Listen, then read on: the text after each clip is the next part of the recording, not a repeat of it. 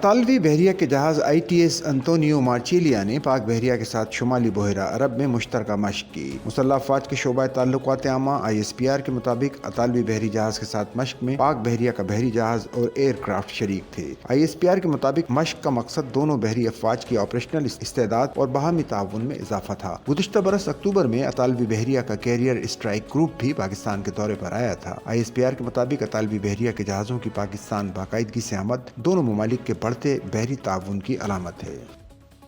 Sachal news net work کی videos میں خوش آمدید۔ ناظرین، ویڈیو سے متعلق اپنی قیمتی رائے کا اظہار کمنٹ باکس میں ضرور کریں اور چینل کو سبسکرائب کریں۔